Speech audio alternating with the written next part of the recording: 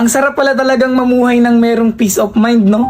Yung tipong kahit anong marinig mo, kahit anong sabihin nila sa'yo, ay wala ka nang pakialam. Isa sa mga natutunan ko para magkaroon ng peace of mind sa sarili ko, ayaw magnampatulan yung mga bagay na hindi naman na dapat pinapatulan. Huwag mo nang pansinin yung mga hindi naman dapat pansinin. Lalo na yung mga bagay na alam mong hindi naman makakatulong sa sarili mo kapag nagpaliwanag ka pa, kapag ipinaglaban mo pa yung hindi naman na dapat pinaglalaban. Ikaw na nanonood, kung gusto mo ng peace of mind, sarili mo lang din ang makapagbibigay ng peace of mind. Sarili mo lang ang hindi na dapat papatol sa mga bagay na hindi na dapat patulan. Sarili mo lang yung makapagbibigay na hindi na dapat pansinin yung mga nagpapapansin. Deadmahin mo na lang yung nasa paligid mo. Di mo naman kailangan ng opinion ng iba at hindi mo kailangang magpa-apekto sa kanila. Dahil naniniwala pa rin ako na ikaw at ikaw lang din talaga ang makakatupad ng mga bagay na gusto mo. Maniwala ka sa sarili mo, sabayan mo ng paniniwala sa taas at huwag ka makinig sa